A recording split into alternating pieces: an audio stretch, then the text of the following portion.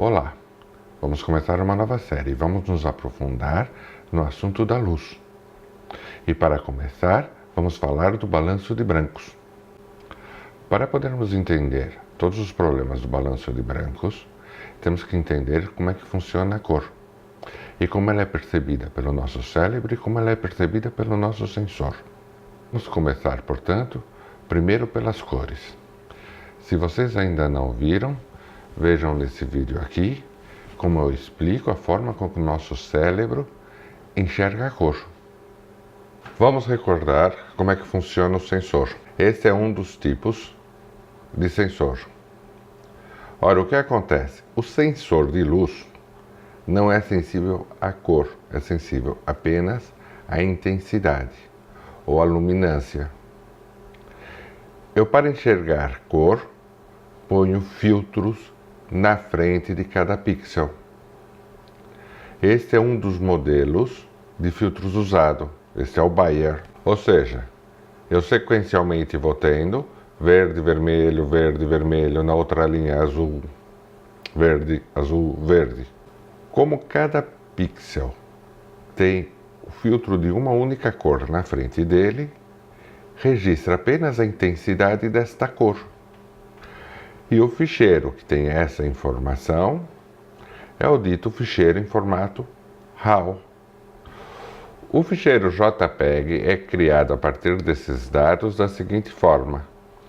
Pego esses primeiros 4 pixels e calculo esse pixel do JPEG, aonde eu guardo a informação de quanto vermelho, quanto verde, quanto azul tem na média desses 4. Depois pego os próximos 4 e calculo este. E assim sucessivamente.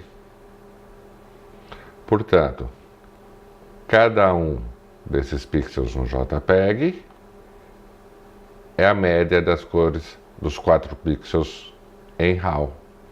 E isso vai continuar aqui embaixo. Este pixel em JPEG vai ter a soma desses 4. Portanto, a quantidade de pixels que eu tenho no ficheiro JPEG é igual à quantidade de pixels que eu tenho no ficheiro RAW, menos a última coluna e a última linha. O ficheiro RAW tem uma coluna e uma linha a mais do que vai ter o ficheiro JPEG. Mas esse é um detalhe, pouca coisa altera. Portanto, aparentemente é mais interessante o ficheiro JPEG do que o RAW, porque no RAW cada pixel tem uma única cor, e no JPEG eu já tenho informação das 3. Mas existe uma grande diferença. Eu nesse pixel no RAW só tenho a informação do verde, mas eu tenho ele com no mínimo mais de 4.000 níveis diferentes.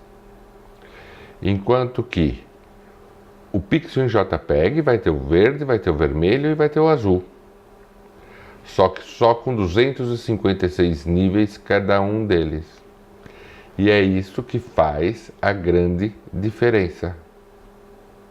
Ou seja, apesar que num pixel JPEG eu tenho toda a informação de cor, eu tenho muitos menos níveis. Portanto, pequenos ajustes são mais complicados. Agora vamos entender como é que eu consigo fazer cores só tendo informação dessas 3, do azul, do verde e do vermelho. Ora, se eu sobrepor o azul com o verde, já tenho outra cor. E se eu sobrepor o vermelho com eles, já tenho outra. Se nós repararmos agora, verificamos que aqui ao centro, o que eu tenho é o branco. Porque o branco é o resultado do verde, mais o azul, mais o vermelho. Mas o mais interessante, vejam a posição do amarelo com relação ao azul. Quem é o amarelo? O amarelo é a união do vermelho com o verde e é a cor complementar do azul. Ou seja, eu consigo obter branco quando eu junto azul com verde e com vermelho, mas também consigo obter branco se eu junto o azul com o amarelo. Da mesma forma, se eu juntar o verde com o violeta ou o vermelho com o cian. O que isso significa? As cores primárias é o verde, o azul e o vermelho. O cian, amarelo e violeta são as cores secundárias. Se eu alterar a intensidade de azul, a intensidade de verde e a intensidade de vermelho, vou começar a conseguir uma série de outras cores. Para dizer a verdade, consigo muitíssimas cores.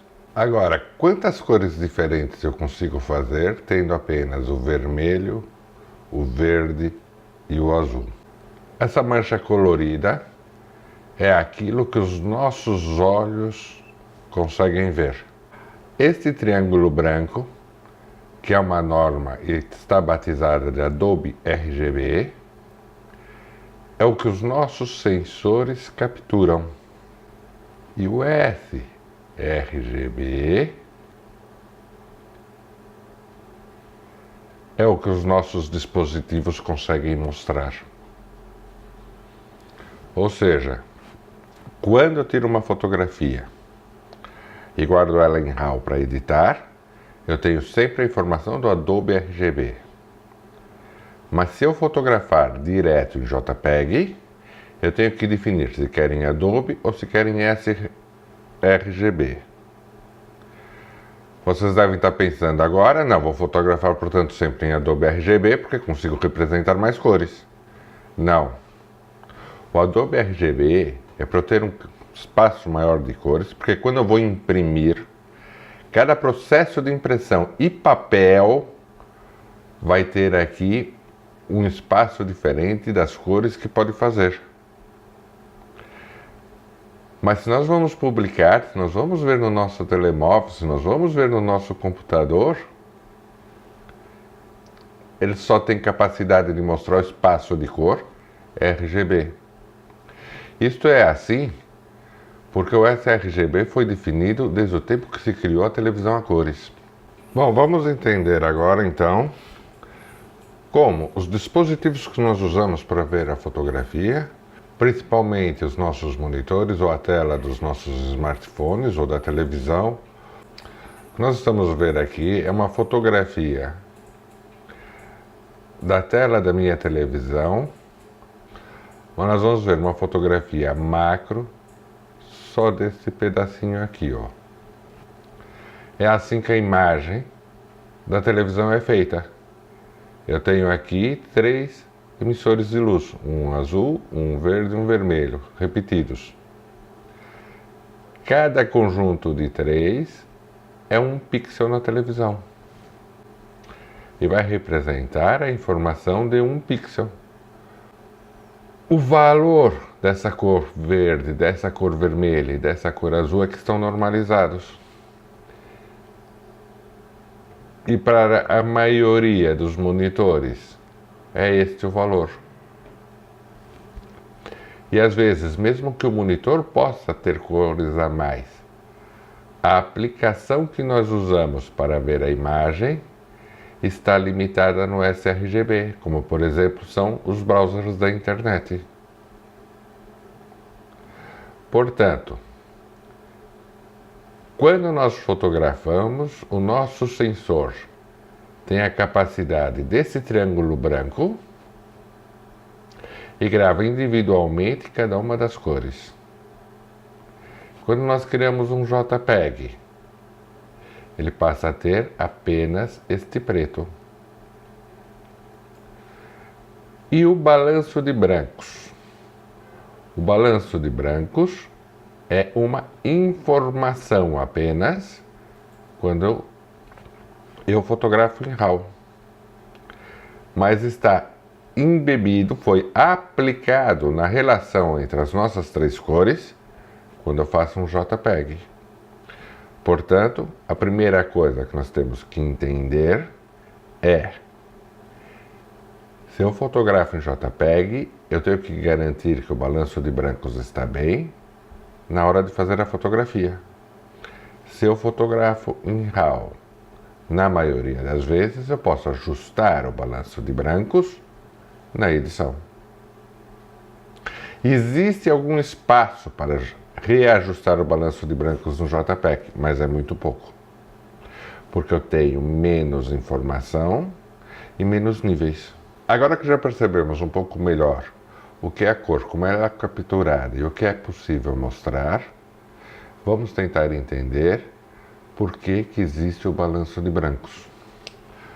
Ora, o balanço de brancos vem do seguinte advento: a cor que eu enxergo de qualquer objeto é a luz refletida sobre ele. Portanto, a cor que eu enxergo depende de duas coisas: de que cores o meu objeto reflete e das cores da própria luz que incide. E se alguém pensa, eu só fotografo com luz natural, portanto não tenho problemas, não. Você tem problemas de balanço de brancos, mesmo com a luz natural. Se eu tivesse todo o tempo uma luz que tivesse exatamente a mesma intensidade de todas as cores, ou seja, um branco perfeito, nunca teria problemas de balanço de branco. O problema é que as fontes de branco perfeito praticamente não existem. Todas as fontes de luz não são brancos perfeitos. Elas irradiam às vezes um pouco mais em algum sítio. Para entendermos isso, temos que ver como é que as coisas foram normalizadas. E neste caso, a tendência de uma determinada luz ter um pouco mais de uma determinada cor está normalizada pela temperatura de cor. Portanto, vamos entender o que é temperatura de cor.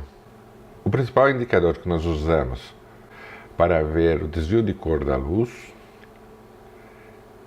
é a temperatura de cor. Essa temperatura é medida em graus Kelvin. Os graus Kelvin são muito parecidos aos graus centígrados. A única coisa que muda é o valor do zero. O zero em graus centígrados é a temperatura em que a água congela. O zero em graus Kelvin é a temperatura em que um corpo negro não emite nenhuma irradiação. Conforme eu esquento um corpo negro, ele começa a irradiar. O ato dele irradiar não implica que nós enxergamos a luz. Isto depende da frequência. Ora, em termos gerais, eu começo a enxergar a irradiação a partir mais ou menos dos 1000 graus Kelvin. Isso é mais ou menos aquela luz vermelhada de uma vela. E nós conseguimos enxergar até os 20.000 graus Kelvin. Em termos de escala, o Sol ao nascer ou ao se pôr, quando está mesmo a chegar ao horizonte, tem em torno de 3.000 graus Kelvin. O Sol ao meio-dia tem aproximadamente 5.600 graus Kelvin de cor. A parte em sombra de algo iluminado por Sol tem mais ou menos 6.500 graus Kelvin, assim como a luz que eu enxergo num dia nublado.